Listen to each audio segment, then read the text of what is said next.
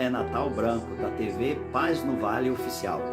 Estou trazendo para vocês hoje um testemunho real, verdadeiro, de um grande amigo. E vou deixar ele na íntegra hoje para vocês, completo. O testemunho de vida do pastor Marcos Feliciano.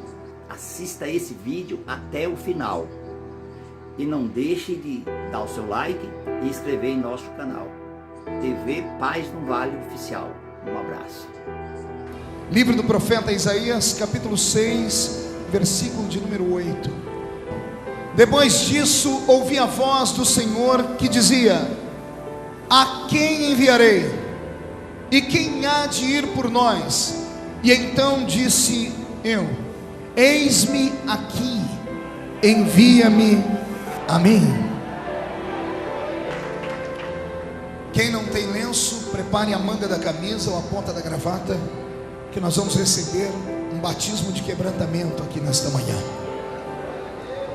Os poucos minutos que eu tive para meditar acerca desta manhã missionária me fora muito emocionante, porque aprouve ao meio Espírito de Cristo me fazer lembrar de que foi em uma manhã missionária como esta que nasceu dentro deste homem que aqui está uma chamada linda, brilhante, divina, angustiante e sofrida.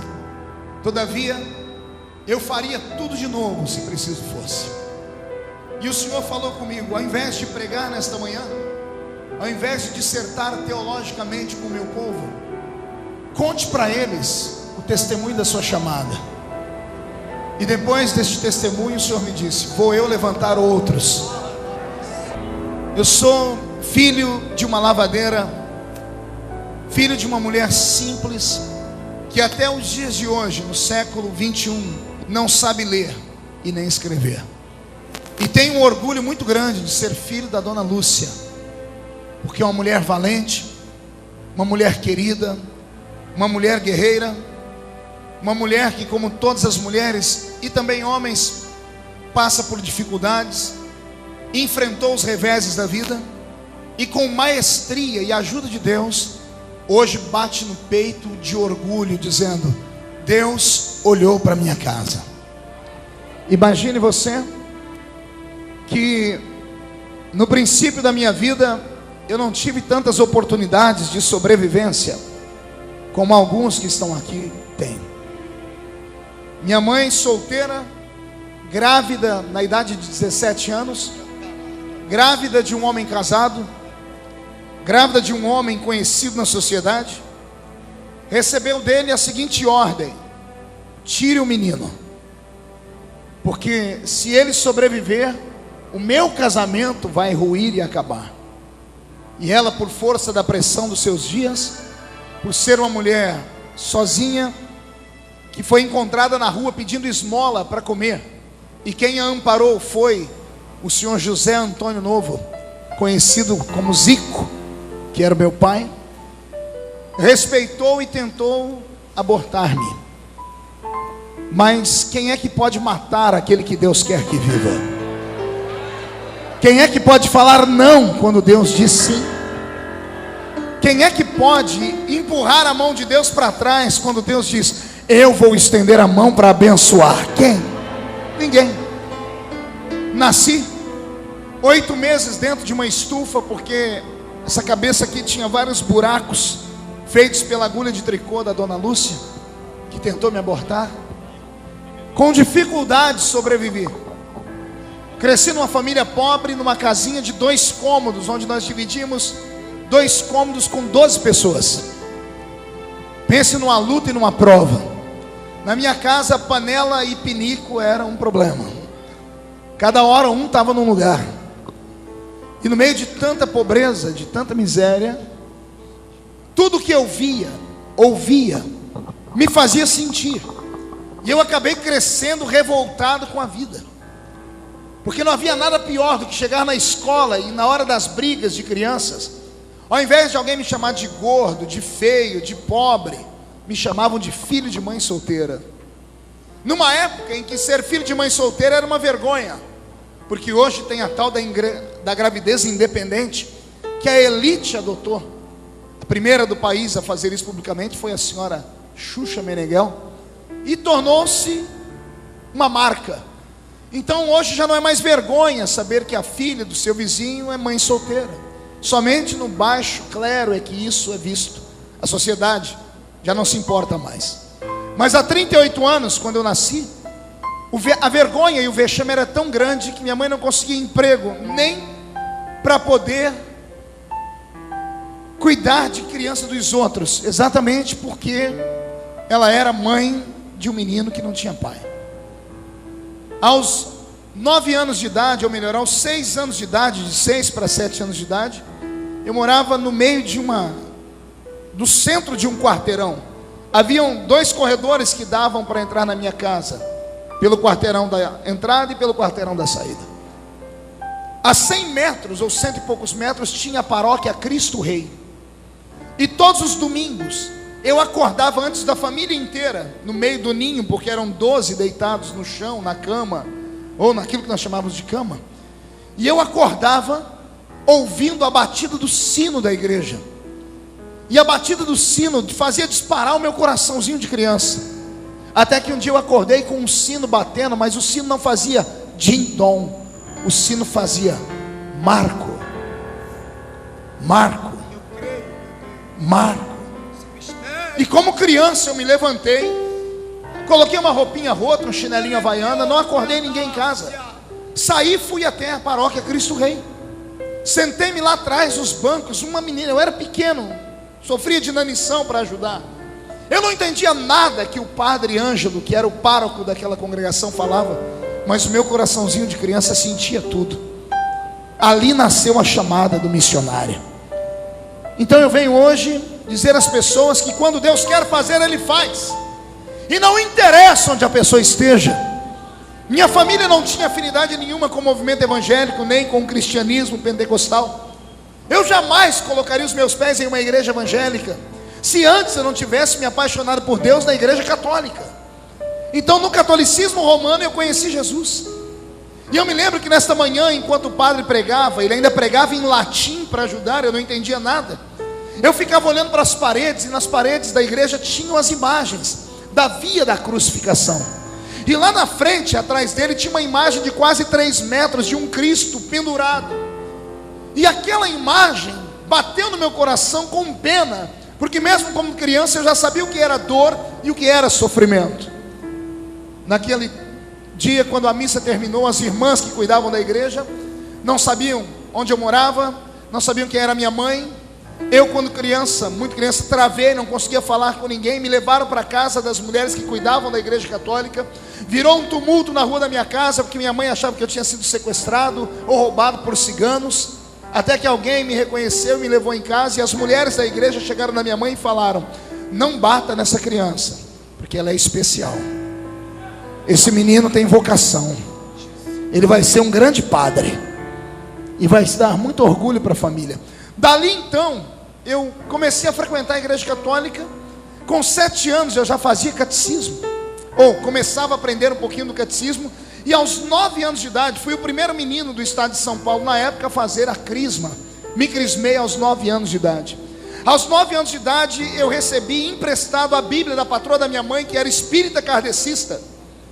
Porque para fazer catecismo eu tinha que ter uma Bíblia, nós não tínhamos dinheiro para comprar. E ela me emprestou a Bíblia Ave Maria, capa azul.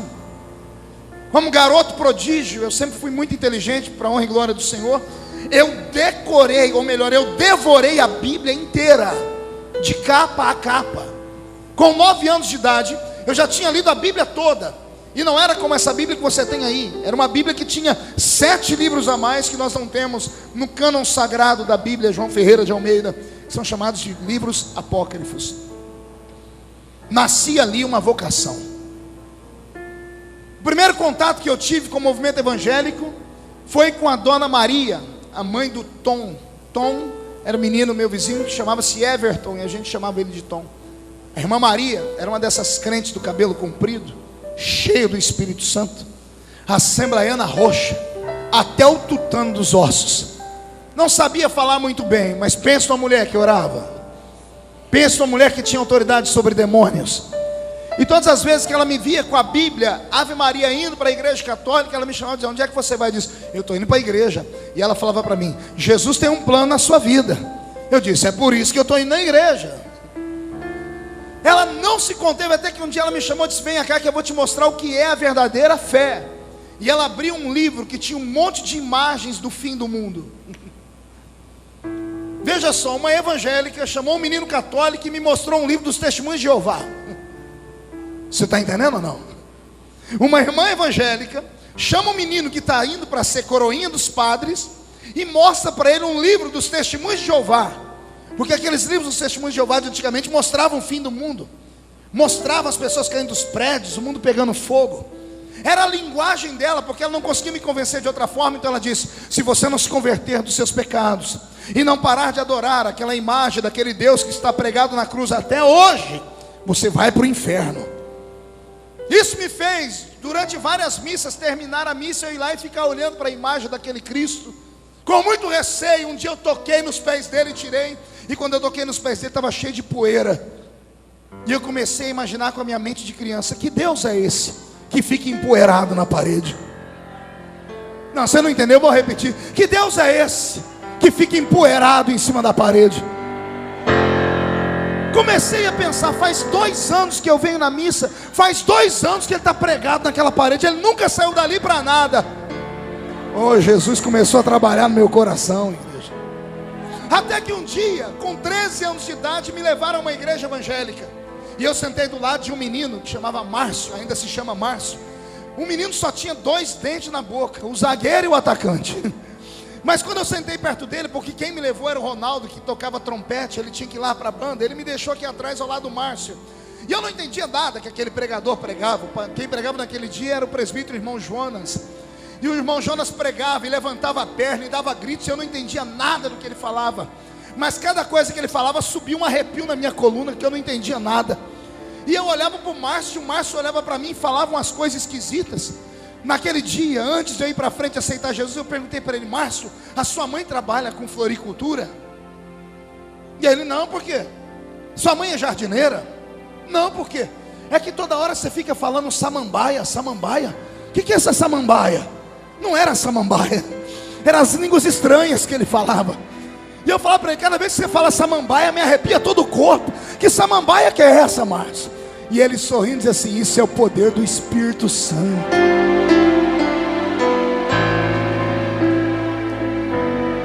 Ah, que saudade, já estou ficando emocionado, oh, coração bobo. Uma quinta-feira à tarde, meia dúzia de gente na igreja. Quando Jonas terminou de pregar e fez o apelo, eu nem sabia o que era apelo. Lá vem o Ronaldo, da frente da igreja, deixou o pistão e veio até onde eu estava. Um menininho desse tamanho. Ele disse: você quer aceitar Jesus como Salvador? Eu disse: o que eu tenho que fazer? É só ir lá na frente. Eu falei: mas minhas pernas não querem andar, está travado, eu estou tremendo. Ele disse: eu te ajudo. Quando eu comecei a caminhar pelo meio da igreja, meu coração foi abrindo. Eu dobrei o joelho chorando. Naquele dia eu recebi o batismo no Espírito Santo. Vou explicar. Eu não recebi o batismo com o Espírito Santo. Eu recebi o batismo no Espírito Santo. Como assim, pastor? Todos os crentes de todas as igrejas do mundo, quando se convertem de fato, são batizados no Espírito Santo. Lembra do batismo no Espírito? Quando Jesus olhou para aquela mulher do poço de Samaria e disse: se eu te der as minhas palavras e elas ficarem em você, vai nascer aqui dentro uma fonte de água viva, que vai jorrar para a eternidade. A fonte nasceu e começou a brotar pelos olhos, e aquelas lágrimas converteram o coração do menino. E ali eu me entreguei à fé evangélica. 2 semanas depois estava eu numa batalha, pergunte qual, querendo ser batizado com o Espírito Santo. Me ensinaram todas as fórmulas possíveis. Mandaram eu jejuar, eu jejuei. Mandaram eu subir um monte, eu subi. Mandaram eu parar de pecar, eu parei. Mandaram eu parar de olhar para a televisão e eu parei. Mandaram eu parar de colocar short e eu parei. Eu fiz tudo o que mandavam e não recebi o batismo com o Espírito Santo. 2 meses e 1 semana batizado nas águas. A última chance. Alguém me disse: Jesus pode queimar você com o Espírito Santo quando você sair das águas. Jejuei 3 dias e fui para o batismo. Para minha frustração, Jesus não me batizou naquele dia. Saí das águas triste, frustrado. Começou a criar aqui dentro uma dúvida. Eu disse: será que Ele não quer me batizar? Será que eu não mereço? E graças a Deus por essa dúvida, porque isso me fez estudar. E o estudo que eu aprendi se tornou um ensinamento para crentes no mundo inteiro. Porque me ensinaram errado. Pergunte por quê. Só respondo se todo mundo perguntar. Tem gente que pensa que recebe o batismo com o Espírito Santo porque merece. Tem gente que acha que pode comprar o batismo com o Espírito Santo jejuando e orando. Tem gente que acha que merece o batismo com o Espírito Santo porque é santo. E o batismo com o Espírito Santo não é para pessoas que merecem. Não é para pessoas que podem. Não é para pessoas que fazem tudo que a igreja manda. O batismo com o Espírito Santo é um revestimento. É um o quê? Não ouvi, é um o quê? Se é um revestimento, quer dizer que a pessoa já está vestida. O batismo com o Espírito Santo não é uma vestimenta, é um revestimento. O crente é vestido quando ele aceita Jesus como Salvador. Eu fui vestido pelo Espírito Santo no dia que eu aceitei Jesus, quando eu chorei. Mas agora eu precisava do revestimento. E o revestimento não é para quem é forte, porque o forte não precisa de revestimento. Quem é que usa blusa de frio? Quem sente frio. Você já pegou um dia muito frio no Rio de Janeiro, que é raro? Alguém andando de camiseta regata pela rua e do outro lado alguém usando uma blusa de lã. Por que que aquele que usa camiseta regata suporta o frio e o outro não? É porque ele é mais forte. Ele está vestido com a camiseta regata, mas o que é fraco, além da camiseta, está revestido com um paletó. Eu comecei a entender que batismo com o Espírito Santo não é para quem merece, é para quem precisa. Recebi o batismo com o Espírito Santo num dia que eu não esperava. O batismo de 3 meses seguinte. Estou eu na igreja, sentado na galeria, saudoso pastor Luiz pregando, de Capinópolis, Goiás. Ele pregou a mensagem toda muito linda, mas não mexeu aqui dentro. Aí ele começa a fazer o apelo, e as almas começam a ir para frente. E cada vez que uma alma aceitava Jesus como Salvador, meu coração sacudia. Comecei a tremer e a sentir uma coisa que eu nunca tinha sentido na vida: as almas aceitando Jesus, no apelo. Então eu toquei num amigo meu que estava do meu lado, chamava Betinho, ou Roberto, chamamos ele de Betinho. Disse: Betinho, vamos embora daqui. O Betinho me olhou com o olho arregalado e começou a gritar. Eu falei: o que foi? Ele começou a gritar e pular. Eu disse: o que está acontecendo? Ele começou: irmão, Jesus batizou ele com o Espírito Santo. Eu, na minha mente, estava falando em português, mas ele me ouvia falar em línguas estranhas. Eu fui batizado com o Espírito Santo de uma maneira inusitada. Eu nem sabia que estava falando em línguas. Naquele dia Jesus me queimou com o selo da chamada missionária. Ele me batizou com o Espírito Santo quando almas se entregavam para Jesus. Não foi no grito áspero do pregador. Era Deus apontando como seria o ministério que Ele tinha para a minha vida. Comecei a pregar no meio da rua. E desde os 14 anos até os dias de hoje, aos 38, todas as memórias que eu tenho nesta cabeça estão alienadas a eu estar com um microfone como esse na mão, ou a um microfone ligado a uma caixinha de som. Às vezes o microfone ligado numa caixa de som, ligado numa bateria de carro, porque não tínhamos energia. Às vezes usando um megafone, que muitas das crianças nem sabem o que é isso. Colocamos na boca e pregamos. E às vezes eu pregava com o pulmão aberto no meio da rua. Por isso, mesmo sendo pequeno, a minha voz virou uma voz de trovão. E ainda dá para deixá-la mais grossa ainda. Foi por isso, de tanto pregar, meu pulmão se expandiu. Aprendi a pregar no meio da rua. E agora vem a parte mais linda, pergunte qual. Descobri um texto na Bíblia que moveu a minha alma.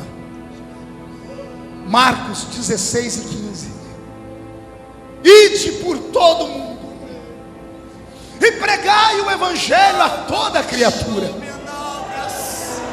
Quando esse texto entrou na minha alma, eu falei: Deus, eu quero ir para o mundo inteiro. Só que eu nem sabia que o mundo era tão grande. Criado numa vila chamada Vila Tatu, com 16 anos de idade, Roberto, eu nunca tinha saído de Orlândia, onde você conhece.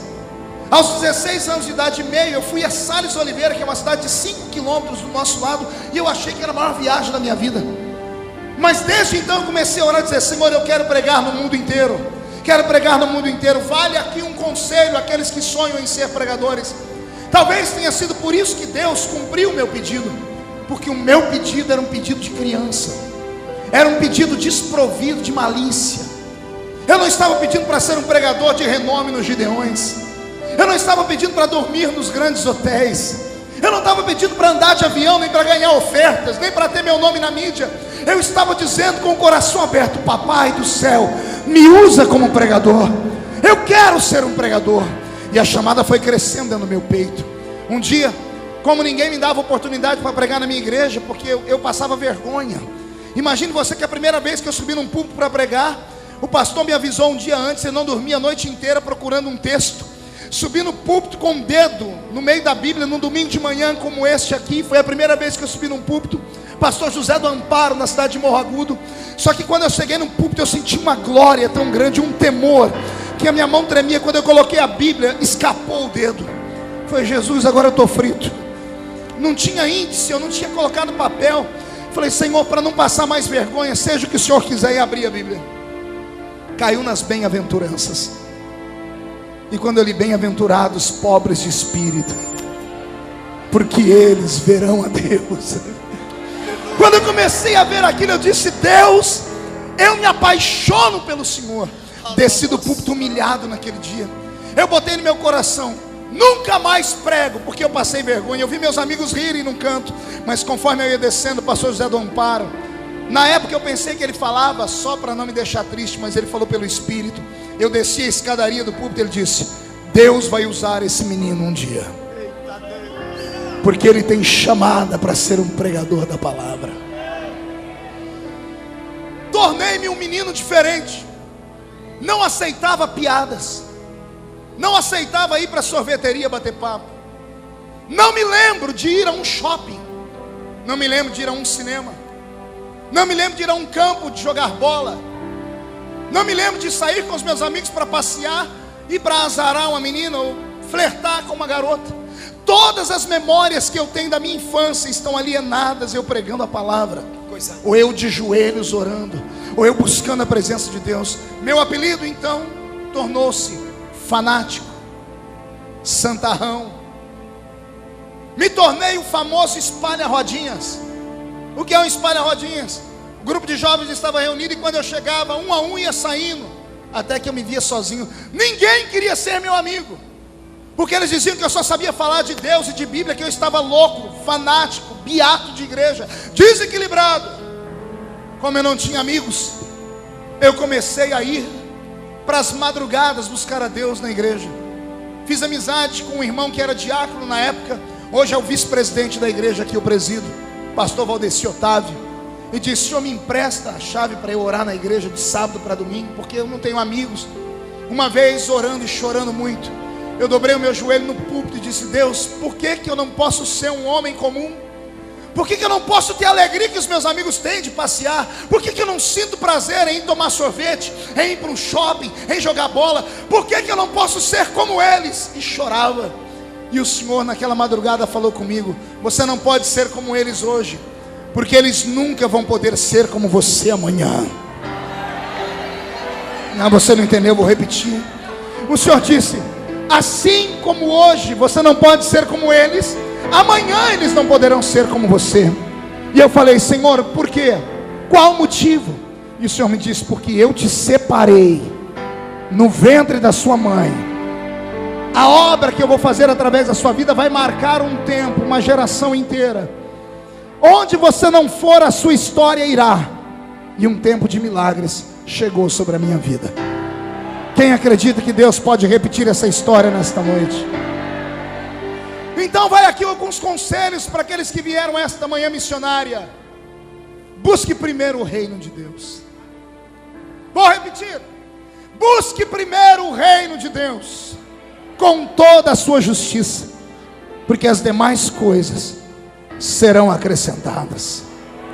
Segundo, não olhe para a sua falibilidade. Também não olhe para a sua cultura de conhecimentos. Não olhe para a sua posição social. Não olhe para a pobreza da sua família. Não olhe para o vazio de Cristo dentro da sua casa, porque de repente você é só você na fé. Se você tem uma chamada, se você tem um desejo, sonhe com Ele. lute por ele, deseje ele, não olhe as circunstâncias. 16 anos de idade, me apaixonei por uma visão divina. Pergunte qual? Sonhei com um país chamado Romênia, que fica no noroeste da Europa. Meu coração quase saltou pela boca quando Deus me revelou esse país. Trabalhava com o Telex na época. Telex é o tataravô da internet. Descobri os locais onde a Romênia tinha um escritório no Brasil, as embaixadas, e mandei para eles e-mails dizendo que eu queria conhecer, e-mails não, Telex, perguntando a eles como conhecer mais sobre o país, sobre a língua, e recebi livros dos consulados. Recebi uma fita, decorei uma frase que mal sei o que significa, em noroeste da România. Estava lá na fita, só para eu pegar o sotaque. Peguei o livro e comecei a comer o livro, e li sobre Bucareste, a capital. Dias depois chega na minha mão um LP, um compacto. O nome era Torturado por Amor a Cristo. Reverendo Richard Wurmbrand, um homem que veio ao Brasil anos depois dar testemunho da sua pregação. Eu não pude ir vê-lo em São Paulo, mas os amigos que foram vê-lo disseram que ele não pregou com a boca.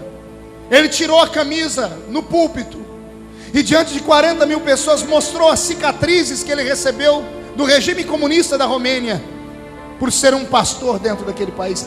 14 anos presos, longe da esposa. Assistiu à morte do filho dele em loco. Como eles não conseguiam matá-lo, arrancaram as unhas da mão e dos pés dele por várias vezes.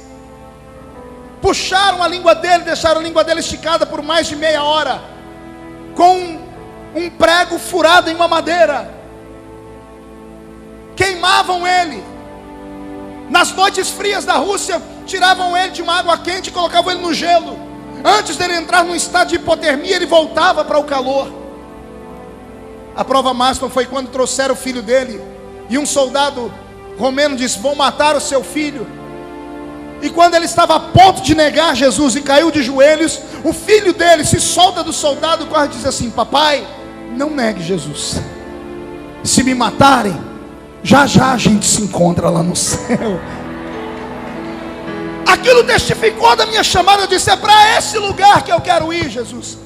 E um dia peguei um imbornal. Quem conhece imbornal aqui? Imbornal é uma sacola feita de pano que a gente colocava marmita para ir para a roça, porque eu apanhava laranja, algodão e café, e trabalhei no corte de cana. Coloquei dentro daquele imbornal uma Bíblia rota e velha, vesti meu chinelinho havaiana e bati na porta da casa do pastor José Bispo dos Santos, que já dorme no Senhor. Um baiano arretado, bravo que só. E ele disse: o que tu quer aqui, menino? Eu disse: eu vim falar para o senhor da minha chamada, porque o senhor é o meu pastor. Ele sentou no sofá e disse: me fale da sua chamada. E desde criança eu sempre fui muito expansivo, Melquisedeque. Sempre falei com paixão, como se estivesse atuando em um teatro. E fui falando. Quando me viu, eu estava em pé na sala dele pregando, dizendo: vou falar para os romenos que Jesus ama eles, pastor. Quando eu disse isso e terminei, ele se levantou e disse: acabou? Eu disse: sim, senhor. Eu disse: sente aí, porque agora você vai ouvir um par de verdade. Ele olhou para mim e disse: onde você mora? Eu disse: na Avenida D, número 516, na Vila Tatu.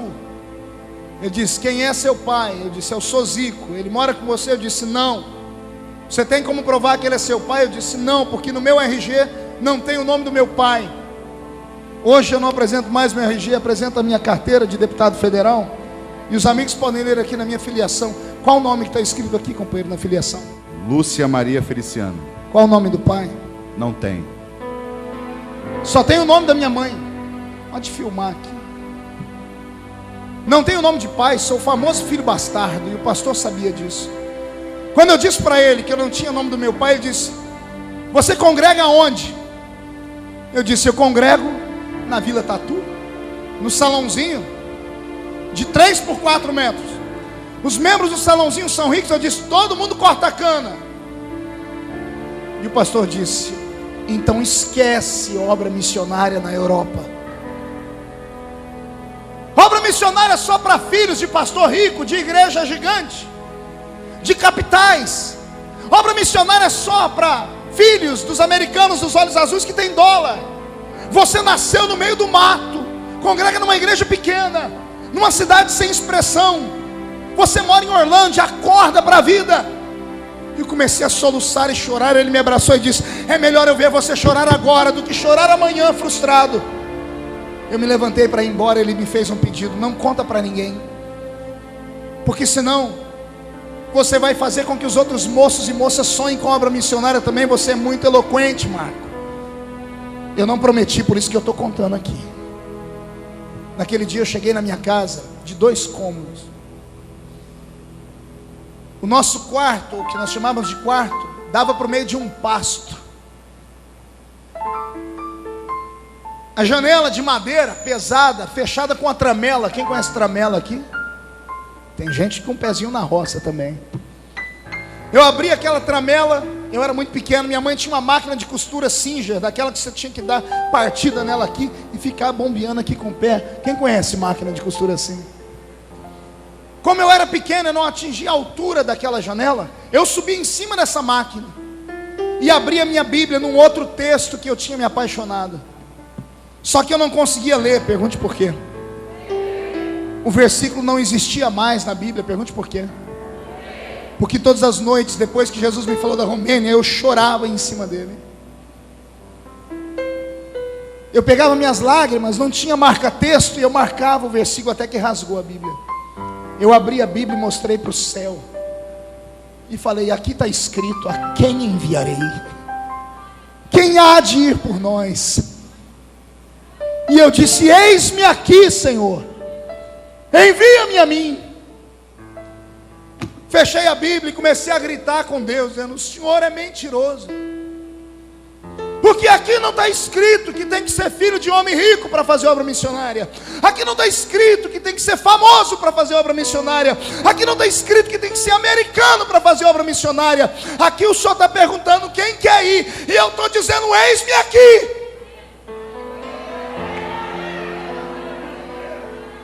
O que eu vou falar agora é só para crente cheio do Espírito Santo. O céu foi fechando. O céu ficou cinza. Trovões anunciando uma forte chuva.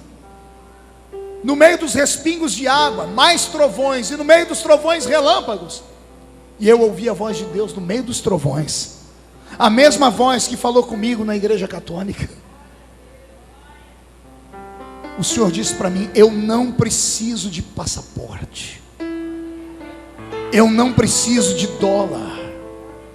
Eu não preciso de igreja rica.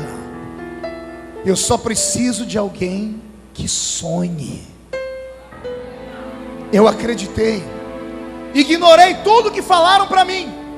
Ignorei os que me perseguiam, os que me chamavam de fanático, e até o meu pastor que disse que eu não tinha chamada. Como não me deixavam pregar em Orlândia, eu comecei a ir para os cultos de congregações na região. Eu pegava um ônibus na rodoviária e ia para as cidades onde eu sabia que tinha cultos de mocidade, sem ser convidado. Chegava e sentava nos bancos com uma gravatinha de crochê, uma bibliazinha no banco, e orando para me darem uma oportunidade. Como culto de mocidade, na maioria das Assembleias de Deus, não é bem frequentado, sempre que chega alguém, ele tem uma oportunidade. E aí eu comecei a pregar. Foi aí que eu comecei a desenvolver o meu talento. Aprenda uma coisa nesta manhã: se você não acreditar em você, ninguém vai acreditar. Fui consagrado ao diaconato logo após o casamento. Casei-me com uma mulher santa, a quem eu devo tudo que eu tenho e tudo que eu sou.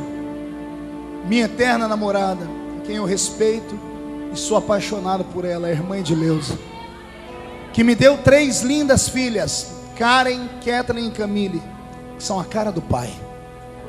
Mas o cabelo puxou para a mãe, graças a Deus. O cabelo das meninas é liso.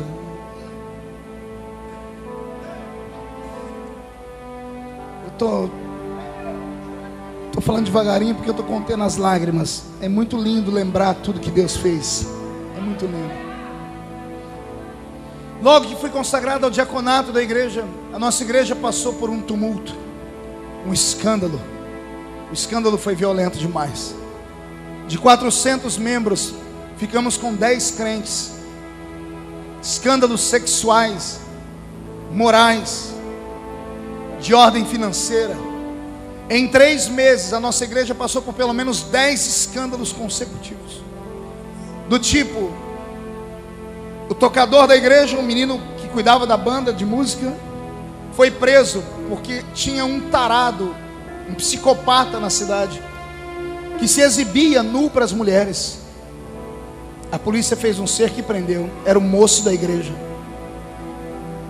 O pai da única menina que tocava teclado na igreja, uma menininha que com 10 anos de idade tocava o teclado na igreja, foi denunciado pela filha. E a mãe foi à delegacia. Dos 8 aos 10 anos de idade, o pai violentava a própria menina. E era o homem mais santo que tinha na igreja. 2 presbíteros desceram do púlpito por causa de mulheres. Um menino da igreja foi pego na rua mantendo relações com um cachorro. Um espírito maligno desceu sobre a igreja, sobre a cidade. Hoje eu entendo que era o diabo tentando destruir a semente de uma chamada. O diabo não sabe do futuro, mas ele percebe o futuro. É um psicólogo. Quando você vê uma pessoa que é crente, tudo dá errado na vida dele, irmão, não desanime a pessoa, fale para ela, permaneça, vença pela perseverança, porque tem pessoas aqui que não sabem o que Deus tem na vida deles, mas o diabo já percebeu o que é. Era meio-dia, quando eu passei pela guarita e piquei o meu cartão pela última vez. Eu estava empolgado até o momento em que eu piquei o cartão. Quando eu me despedi do guarda da guarita, coloquei os pés fora da fábrica, um medo, Edinaldo, entrou aqui. Eu sentei no banco da minha brasilinha velha, fiquei desnorteado. Fiquei com medo de ir para casa e contar para minha esposa o que eu tinha feito. Ao invés de virar para a esquerda, porque eu morava num bairro chamado Gruta, eu virei para a direita e fui para o centro da cidade. Descendo uma avenida chamada Avenida 9, devagarinho, com a brasilinha, veio um moço de bicicleta e parou do meu lado, eu andando tão devagar. Ele olhou para mim e disse: Feliciano, o que você está fazendo aqui? Ele me viu aflito, eu disse: eu fiz uma loucura hoje. Ele disse: o quê? Eu pedi as contas da Intel. Ele falou: para quê? Por causa da minha chamada. Lembro como se fosse hoje. A imagem dele está nos meus olhos aqui. Ele em cima de uma bicicleta, ele abaixou a cabeça e começou a chorar. Ele olhou para mim e disse: eu queria ter a tua coragem, porque está escrito que quem deixa tudo por amor a Ele, nessa vida, recebe 100 vezes tanto, e na outra ainda recebe a vida eterna. Deus vai cuidar de você. Enoque, filho da irmã Sebastiana, que eu já contei algumas histórias dela. Hoje o Enoque é pastor de uma igreja batista. Entrei dentro da minha casa, Karen era bebê, estava se arrastando pelo chão. A mesinha simples com 2 pratos. Edileuza viu que eu mexia na comida e não comia. Ela disse: o que aconteceu, Marco? E eu não sabia como começar. Aí ela falou: é a história que você está sentindo hoje do trabalho? Eu disse: é. Ela disse: pede as contas. Aí eu disse: eu pedi. Ela: então pede as contas. Eu disse: você não ouviu? Eu disse: eu pedi. Ela parou de comer e disse: você fez o quê? Eu pedi. Ela: você está brincando? Eu disse: estou falando sério. Ela parou de comer, foi no chão e pegou a Karen e envolveu a Karen nos braços. E ela disse: e agora? Eu disse: agora Deus proverá. Deus proverá. 4 meses de angústia. Pergunte por quê. Fui para a reunião de obreiro do campo, anunciei que estava saindo para a obra da chamada da itinerância. O pastor que lá estava olhou para todos e disse: irmãos, pastor, o irmão Marco Feliciano agora está na itinerância. Os irmãos abram a porta das igrejas para ele ir pregar, porque ele já é pregador dos cultos de mocidade. Só que agora ele precisa de uma ajuda, uma oferta. Todo mundo disse amém. 4 meses sem nenhum telefonema. Ninguém me convidava nem para animar festinha de criança, nem para fazer velório. 4 meses o seguro-desemprego foi embora. Edileuza olhou para mim uma bela manhã e disse: olha, a última canequinha de arroz foi embora. E eu disse para ela, se ela pedisse para o pai dela, eu me divorciava dela, porque meu sogro era rico na época. E ela, uma mulher de Deus, disse: eu não vou pedir para o meu pai, eu acredito em você. Naquela manhã eu saí com a brasilinha velha e subi o meio do monte para orar. Eu acabei com uma árvore de tanto tapa que eu dei nela. A árvore não tinha nada a ver com isso, coitada. E eu falei: Deus, e agora? Eu comecei a pensar que tudo que eu tinha feito tinha sido emoção. Eu duvidei da minha chamada. Eu comecei a praguejar contra os profetas. Eu comecei a sentir nojo de mim. Eu disse: eu vou voltar e pedir emprego, porque minha filha vai passar fome. Deus não falou comigo naquele dia no monte. Eu saí de manhã, orei até a tarde, antes de escurecer. Quando eu vou entrando na minha casa, entrei pela cozinha. A mesa da cozinha estava cheia de sacolas de supermercado. Ao invés de eu ficar feliz, eu entrei gritando: Edileuza, eu falei para você não pedir para o seu pai. E ela chorando disse: não foi o pai. Eu falei: quem foi? Ela disse: a irmã Hélia. Quando ela disse a irmã Hélia, minha perna tremeu. Eu acho que o Elton entrevistou a irmã Hélia, né? Eu tenho num documentário. A irmã Hélia era uma mulher abandonada pelo marido, ou viúva, não me falha a memória agora, mãe de 4 filhos desviados, e trabalhava num emprego de doméstica. Ela disse que estava dentro do supermercado fazendo compra para a família dela, quando Jesus disse: Hélia, tudo que você está comprando, compra em dobro, num outro carrinho. Para quem, senhor? Para Marco Feliciano. Palavras dela: Senhor, mas o Marco é genro do fazendeiro. O senhor disse: não discuta, compre para o Marco Feliciano. Senhor, eu não tenho dinheiro aqui. O senhor disse: você tem dinheiro no banco. Vai e tira da sua poupança e compra para ele. E ela fez, pastor Edinaldo. Uma mulher sozinha, mãe de 4 filhos, abasteceu a minha mesa. Eu caí de joelhos e disse: Deus, por quê? E o Senhor disse: para você saber que quem cuida de você sou eu. Quem tem chamada aqui nesta manhã, não desista. Deixa o vento soprar, mas não entrega os pontos. Deus às vezes fecha a boca e se cala, mas Ele nunca fecha os olhos. E os olhos de Deus estão te olhando nesta manhã, missionário. Se você acredita na sua chamada e o vento está soprando muito forte, eu só tenho um conselho para você: usa o lenço, a manga da camisa, a ponta da gravata e derrama as suas lágrimas, mas não abandona a tua chamada. Vai chegar o tempo em que Deus vai te exaltar. Vai chegar o tempo em que todas as lágrimas serão enxugadas dos seus olhos. Vai chegar o tempo em que todo desprezo será aplaudido pelo tempo da exaltação. Eu não estou falando do que eu ouvi, eu estou falando do que eu vivi. Existe um Deus no céu que cuida daqueles que Ele chama.